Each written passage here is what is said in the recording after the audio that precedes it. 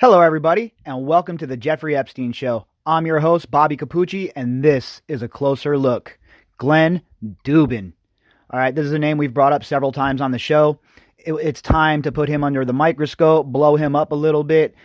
He's not as well known as some of these other folks like Jeff Bezos. Really, we don't really need to do a closer look at him. We all know who he is and what he's up to. So we're gonna go with one of these less known actors in this whole entire Epstein disgustingness. So what we have today is a couple of articles. The first one is from Vanity Fair, and these articles came out before we started doing the daily drops. In fact, before we even started doing the show. So we're going to go back and we're going to read this Vanity Fair article. It gives a lot of good context on who Glenn Dubin and his wife are, what their role in this whole situation is, and why they're being talked about in the news recently. Many secrets died with Jeffrey Epstein, the high society pedophile, philanthropist, and financier whose inner circle included princes, a former prime minister, and a former president.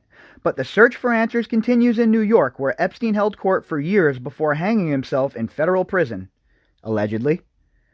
One of Epstein's more puzzling relationships was the one he had with Glenn Dubin, the billionaire hedge fund manager, and his wife, Dr. Eva Anderson Dubin, the founder of the Dubin Breast Center of the Tisch Cancer Institute at the Mount Sinai Medical Center. Could one of Manhattan's most prominent power couples know more about the Epstein mystery? The three were close after all. Anderson Dubin, a former Miss Sweden, dated Epstein for years before she and Dubin married in 1994. A little weird. Even after Epstein's conviction in 2008, the couple stayed in contact with the registered sex offender, inviting him to Thanksgiving dinner at their home in Palm Beach the following year. What? Inviting him for Thanksgiving dinner the following year. Are these people insane? This is the same pattern with all of these people. Why? Why are they all so sick and demented? You should not be hanging out. Okay, let me just make this clear, okay, in case for the people in the back who can't hear. Do not associate with convicted pedophiles, okay? Not a good idea. Honestly, I really don't know. I don't really know what to say about people like this, honestly.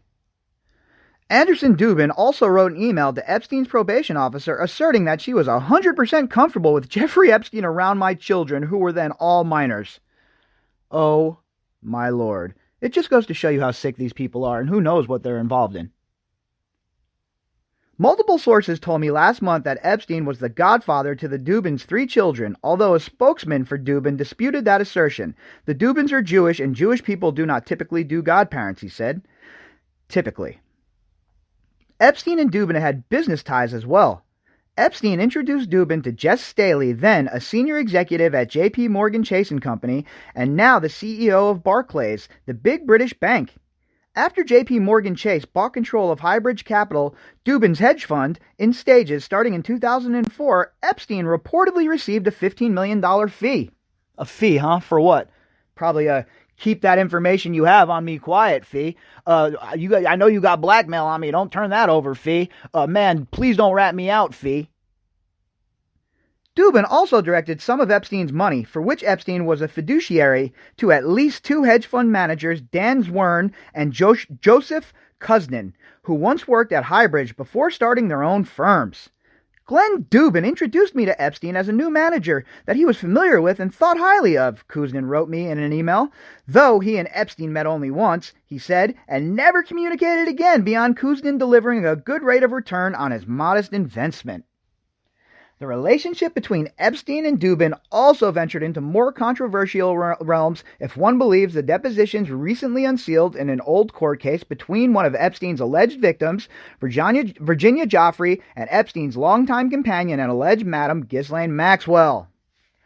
All right, so Dubin has been named in the affidavits as somebody that had sex with Virginia Joffrey when she was a minor after a long massage. So if we believe the other charges that are being leveled by Virginia Joffrey, isn't it fair to say that we need to take these allegations very seriously as well and do a closer look, take a deep dive? According to Joffrey's May 2016 deposition, Dubin was the first powerful person that Maxwell sent her to have sex with after my training. My training. Training to gather information to further their blackmail interests and the interests of whatever devious, scummy intelligence agency they were working for. She also said that she was instructed by Maxwell to have sex with, among others, Alan Dershowitz, the Harvard law professor, George Mitchell, the former U.S. Senator, Bill Richardson, the former New Mexico governor, and Jean-Luc Brunel, a French model scout. My whole life revolved around just pleasing these men and keeping Ghislaine and Jeffrey happy, Joffrey said in her deposition. Maxwell and Epstein's whole entire lives revolved around sex. They call massages sex. They call modeling sex. She said Maxwell told her to give Dubin a massage. The Dubins categorically deny Joffrey's allegations. Their spokesperson also provided evidence they say disproves Joffrey's account. Dershowitz, Mitchell, Richardson, and Brunel have also denied her allegations. Of course they did. Nobody knew anything. Come on. There was nobody there. Nobody was around. Nobody knew anything, all right? We're crazy for thinking that there's more there when there is no there, all right? Just focus on Ukraine, please. Please focus on Ukraine and focus on the other media-driven nonsense because, this Jeffrey Epstein case means nothing. All right? Just, you guys are the crazy ones, right? I keep telling you that. We're the crazy ones. But yet the media is running around embroiled in a 3-year conspiracy theory. But calling people that legitimately question the circumstances around Epstein's death and this whole case conspiracy theorists? Yeah, that's not going to fly. We're not going to take that around these parts. Then there is Ronaldo Rizzo's June 2016 deposition, which was recently unsealed.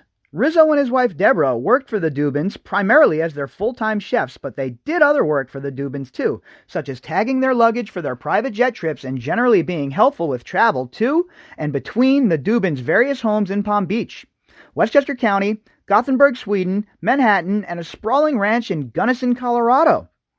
According to the deposition, Rizzo and his wife were preparing dinner for the Dubins in the kitchen of one of their homes when Anderson Dubin brought in a 15-year-old Swedish girl who had accompanied Epstein and Maxwell on the visit to the Dubins' home. Rizzo testified that in late 2004 or early 2005, Anderson Dubin told the unnamed girl to sit on a bar stool in the kitchen. She seemed to be distraught and upset, Rizzo said, and she was shaking. She didn't want to talk. Her head was down, and Rizzo thought she was on the verge of crying. According to the deposition, the girl told him and his wife that she worked for Epstein and his executive personal assistant, and when Rizzo expressed shock that such a young girl could have that job, she just breaks down hysterically. Rizzo stated that the girl told him that she was involved in some forced sexual activity at Epstein's Caribbean island and was told by Maxwell and Epstein not to discuss it. Okay, listen to me and listen clearly. The reason that the Dubins had Jeffrey Epstein over is because they were obviously involved in the same sort of activity. All right? These people are so devious, so... I don't even know what to say. I honestly don't even know what to say about these people. I'm blown away by reading all of this stuff and doing these closer looks. And people like this really need to be put on blast. Because this guy's still running around managing hedge funds. There hasn't been any new articles except the one just recently. So all the players in this game need to be put on blast. They need to be brought to account.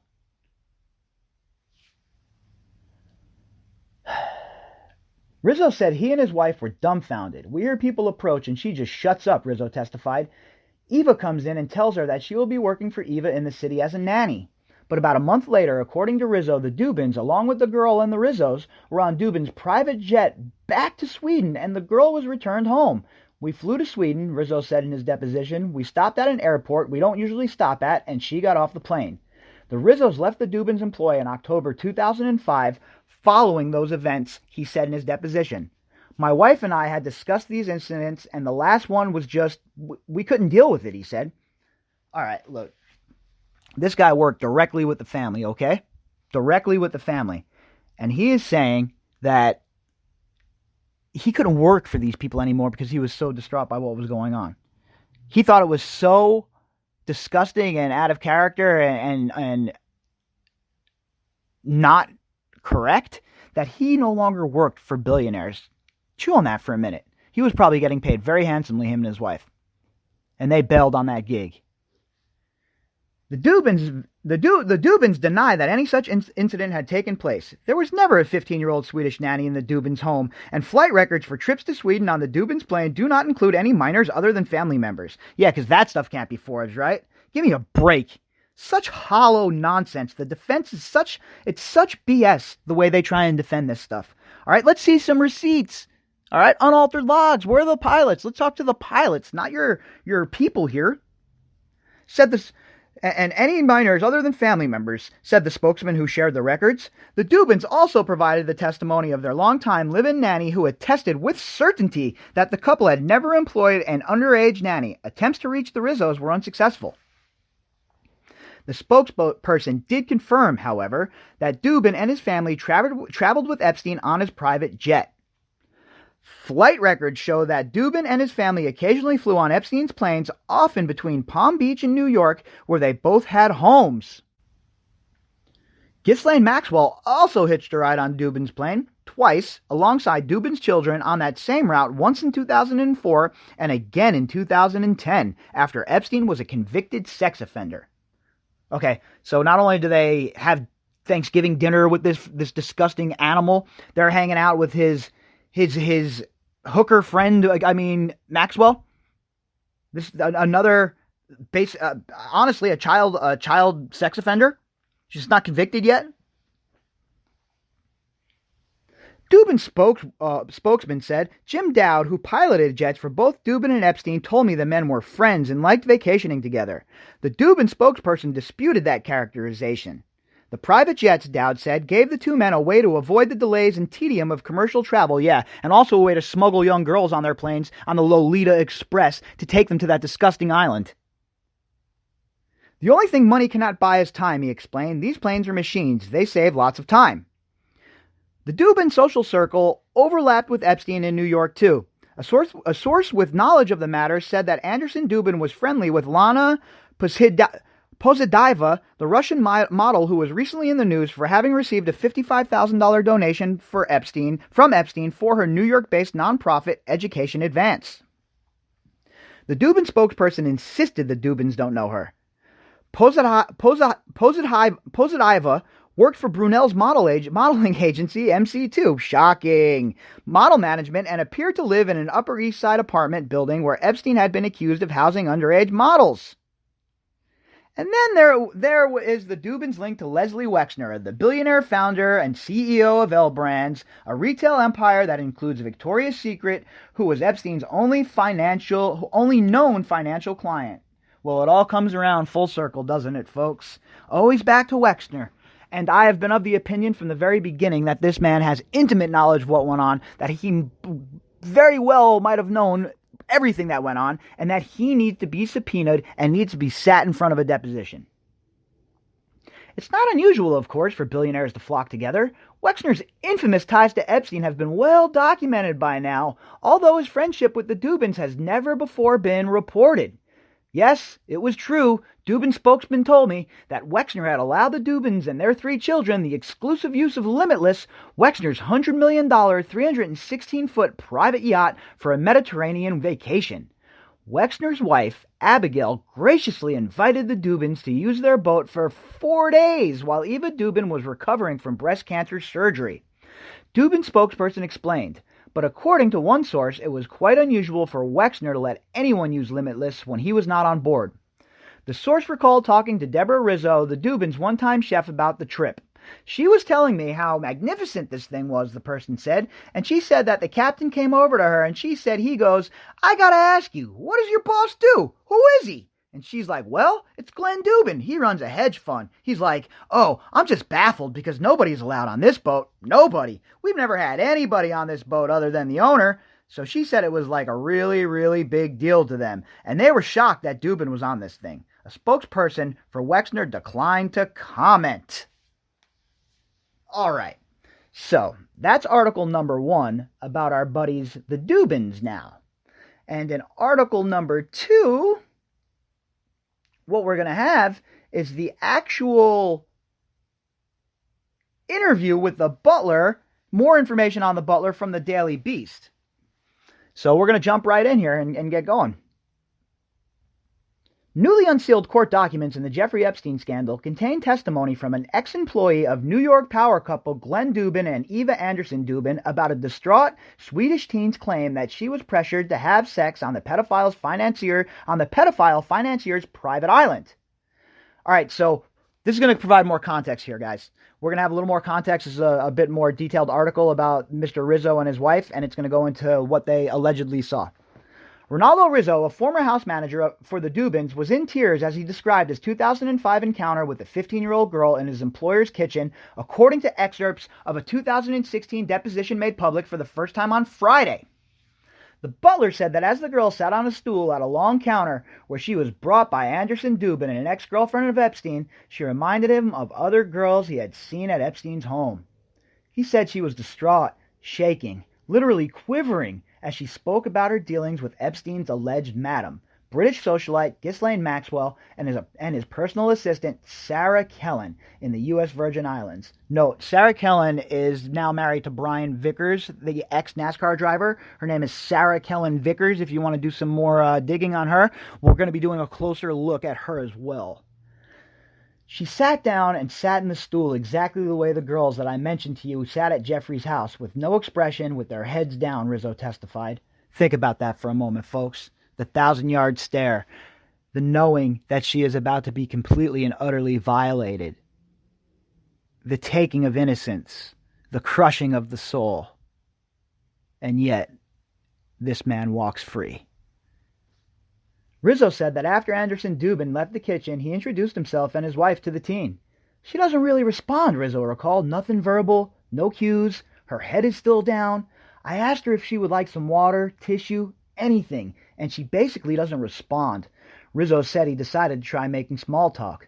Oh, by the way, do you work for Jeffrey, he recalled asking. Yes, the teen said by his account. What do you do, he asked. I'm Jeffrey's executive assistant, personal assistant, she replied. She looked much too young for that, and Rizzo said he asked her how she got the job, how old she was. And she says to me, point blank, I'm 15, Rizzo testified. And I said to her, you're 15 years old and you have a position like that? At that point, she just breaks down hysterical, and I feel like I just said something wrong. She will not stop crying. According to the deposition, Rizzo and his wife tried to console her with words and renewed offers of water and tissue. Nothing worked. No offense, Mr. Rizzo. I don't think words of comfort and tissues and water are going to heal the gaping wound in this child's life now. All right? So, who is this child? Who was this 15-year-old girl? Why has she not been spoken to? Does she have a lawyer? Has anybody reached out to try and find out who she is to see if she's okay? Tell me more about Ukraine on the legacy media, though. Tell me more about how Tulsi Gabbard is a Russian agent. All right? You people are absolutely, utterly despicable in the mainstream media. Despicable. How dare you not run these profiles on every single one of these people?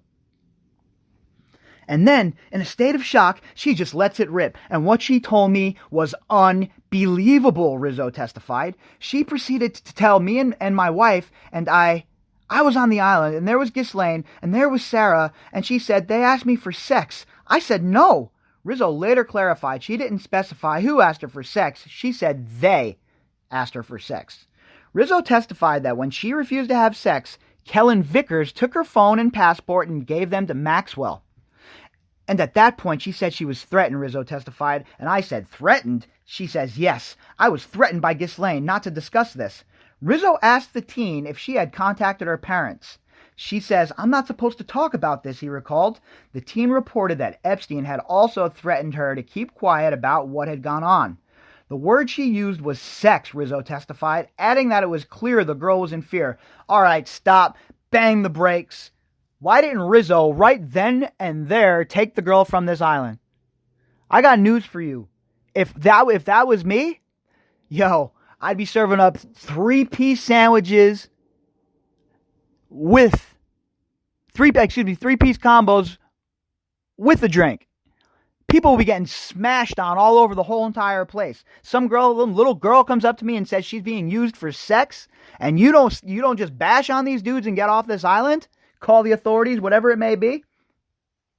Come on, man.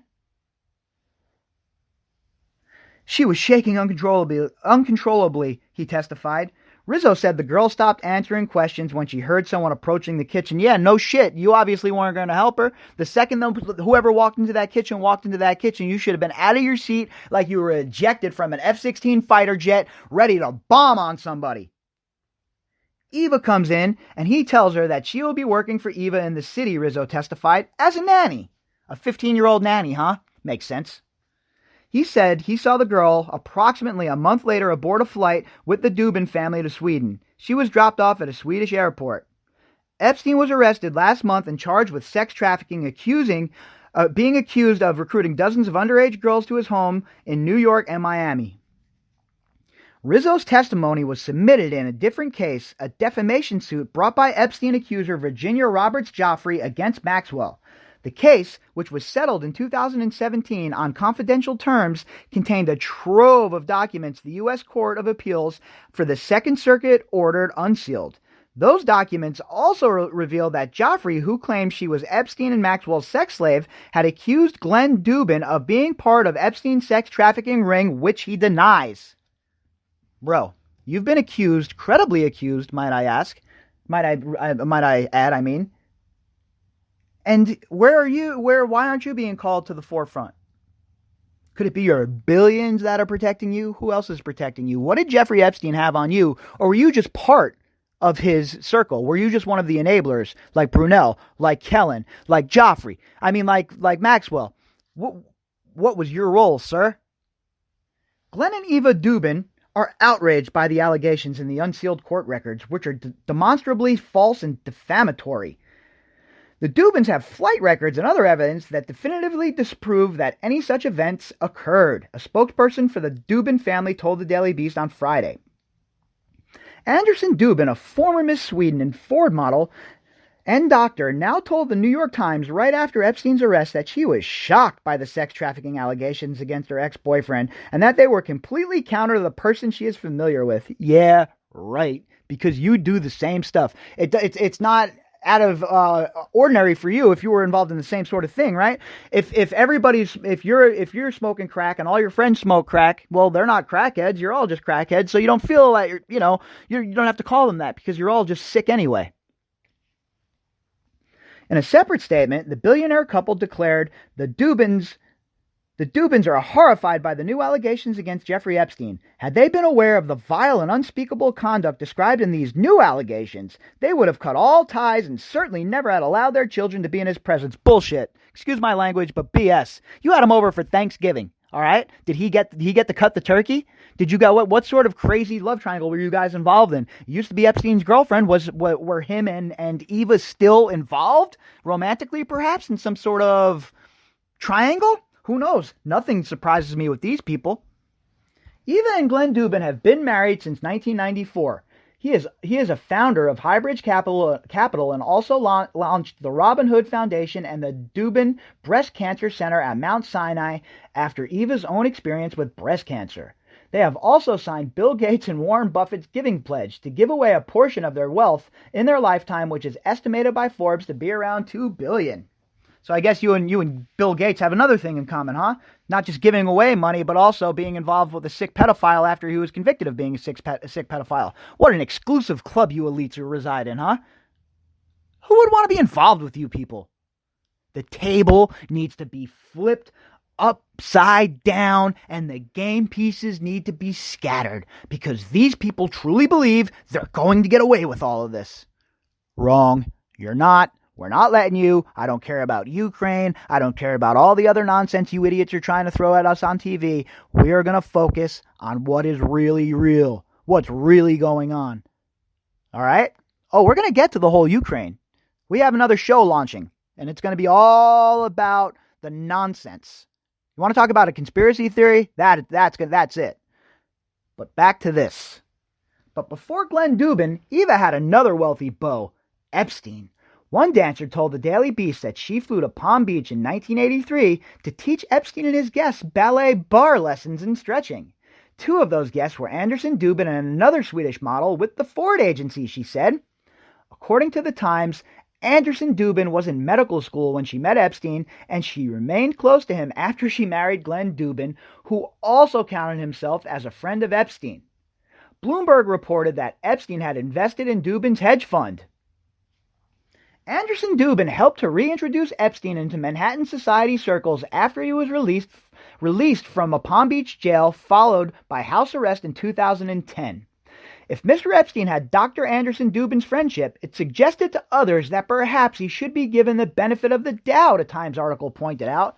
No, it doesn't. I mean, what are you all, followers? Because somebody's brought around by one billionaire, he has to be accepted by the rest? Why don't you grow some backbone? Why don't you people grow a little bit of backbone? I got news for you. All right? Anybody who's touching children is not supposed to be your friend. What's next? You had John Wayne Gacy over for a little midnight snack? People are just weird, straight up weird. It's just like goes into all that nonsense spiritual cooking that these people are involved in. Look it up if you don't know what it is. And then look up the Podesta emails. These people are all intertwined. All these people are connected one way or the other. And this is just all about to blow the doors off of this shit. These sick people are all into the same stuff. It's obvious. Just start the daily drops from the first one and go forward. And you will see the behavior by all of these supposed rich, elite people around the country. She's a very loyal friend and didn't abandon him after 2008. But the frequency of their contact was less, the spokeswoman said. Yeah, she was trying to protect her image, I guess. The contact should have been none. All right? Zero. As Business Insider revealed, the Dubins invited Epstein to their Palm Beach home for Thanksgiving dinner in 2009.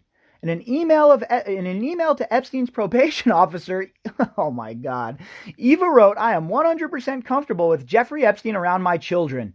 Well, your children should be taken away from you, okay? If that's how you feel, your children should be taken away from you and given to the state. Because you want your kids around a convicted pedophile?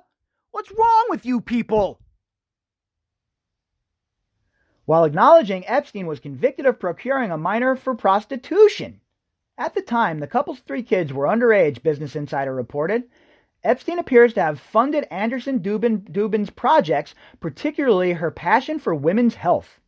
And you see, this is what makes me so mad. This is how they mask it, all right? They mask all of their disgusting behavior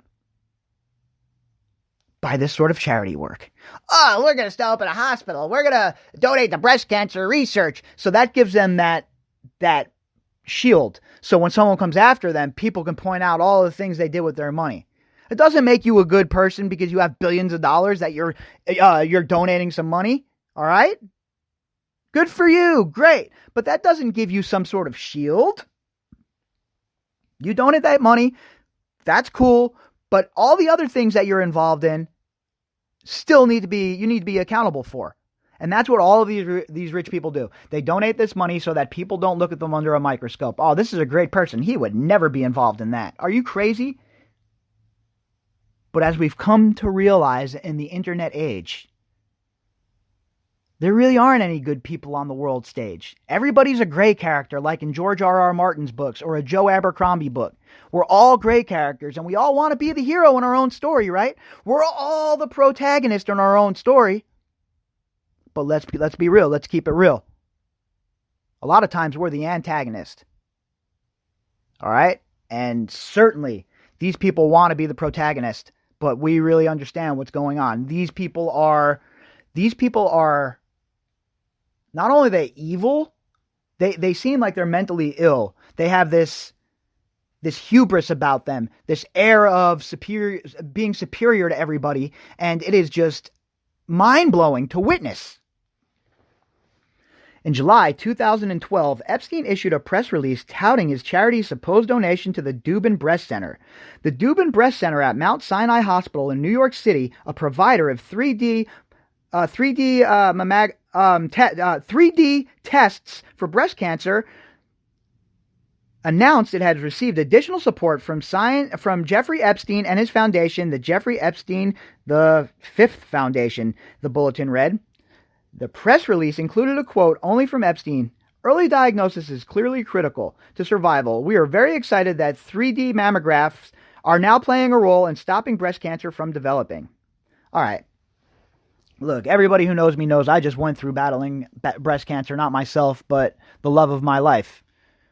So, believe me, I appreciate anybody who's donating to breast cancer research, but that doesn't give you a shield, right? It doesn't matter what the cause is. You have to answer for what you've done. If you have been involved in molesting young girls and trafficking young girls, I really don't care what else you have done in your life. You need to burn for that.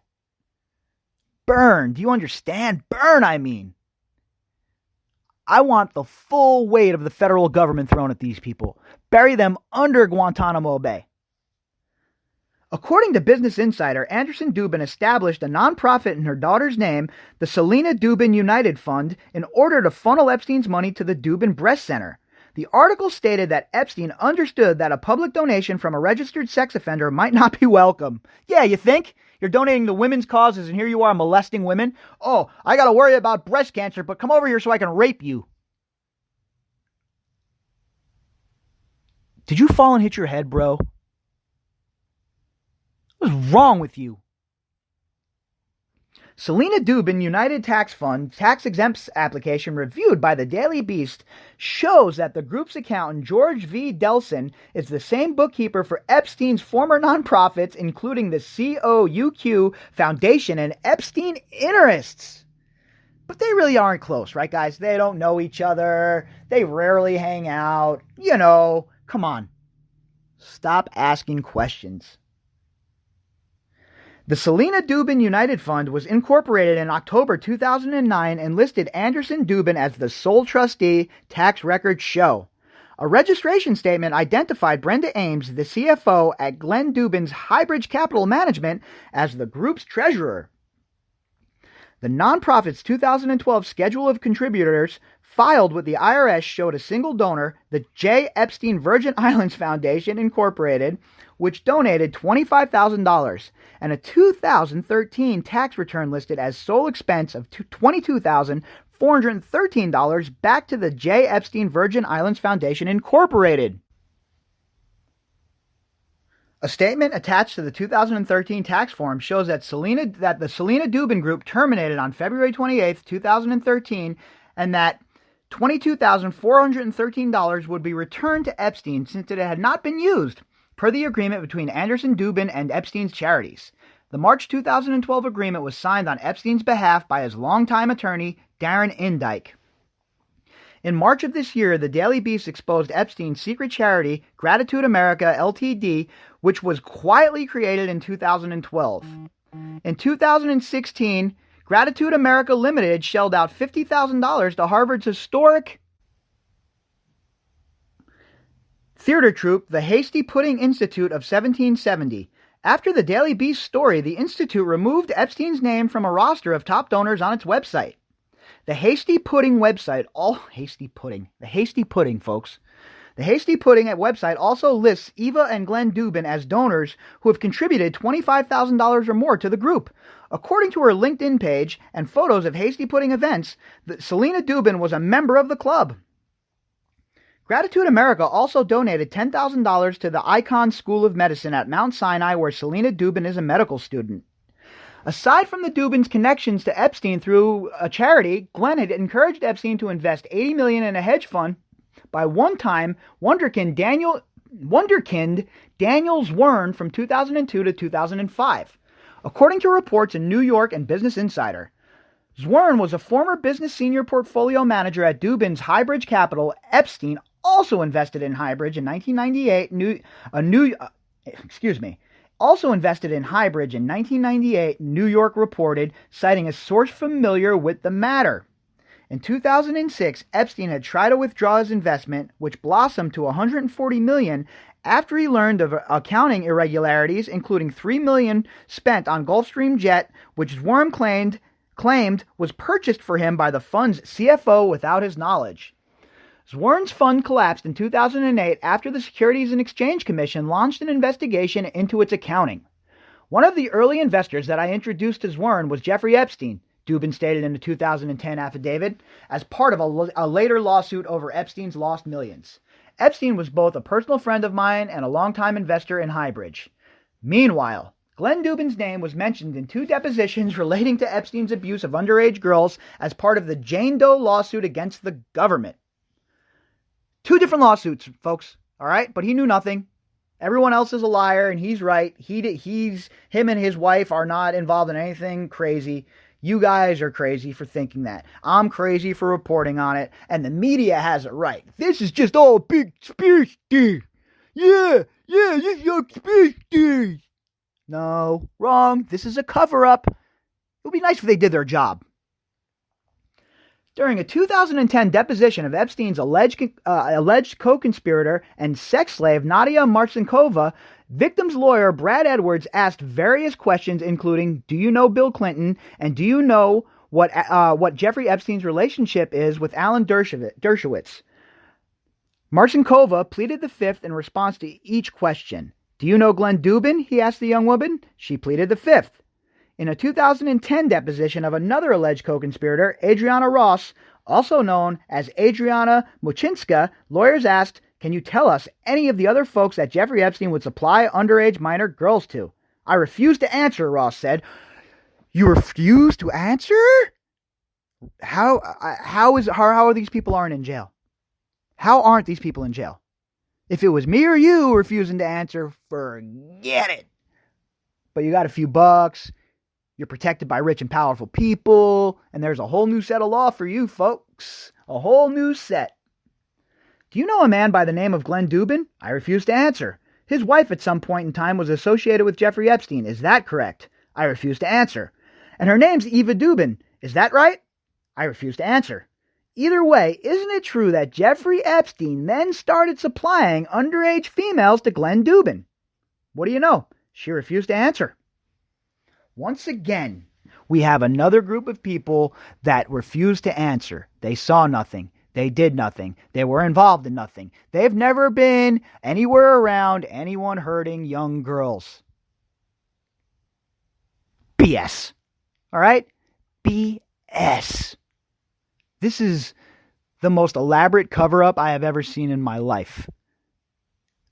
For anybody, I don't care who it is, to demand that people stop asking questions about what's going on in this case and how we got to this point and who the players are, those people are questionable as well for being involved.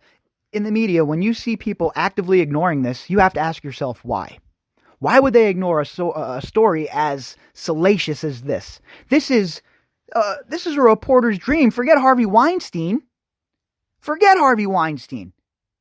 This is a reporter's dream story, and none of these people with the big dough are out there chasing it. Well, we know why Jeff Bezos and the Washington Post aren't, right?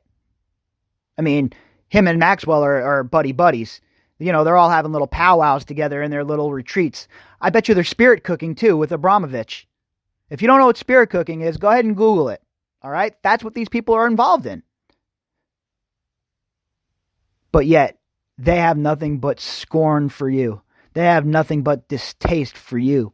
Your children, our children, the children of our communities, they're nothing but pieces of meat for these people. To do with as they will, and then to return these children to whatever meager lives they once had, broken and destroyed, and turning into adults who don't know how to cope with the PTSD that they're now feeling. How dare you be complicit in that? How dare you refuse to answer questions when called before the man? All right, folks. That's it for this latest edition of A Closer Look. And, you know, we're going to do more of these, at least 1 or 2 a week, because there's so much context that needs to be added to this story so everybody can understand truly what's going on. And we're just going to keep plugging away here. We're going to keep plugging away. We're going to keep producing content. And we're really pumped that you guys are along for the ride, because without you guys spreading the word, really, there would be no movement on this story. It's all about you folks, really. You folks, the ones that keep posting about the Jeffrey Epstein case, the ones that keep talking to your friends about it, even memeing about it. Whatever keeps the story in the forefront, that's what we have to do, because they want to kill this story, folks. They want this story to go away. They want to make sure that we're chasing their narrative in this story, right? Oh, well, conspiracy theories about his death. That's what they want us chasing. They don't want us chasing down the enablers. But they forgot that we can walk and chew gum at the same time. We're going to do both. We're going to do it all. We're going to chase you guys down like the dog chased down al-Baghdadi was chased down, and that's what we're going to do. We're going to grab a hold, and we're not going to let go. I'll be back later on tonight with our regular daily drop, and hopefully everybody joins me for that, and we'll keep it rolling. Have a great Monday, everyone.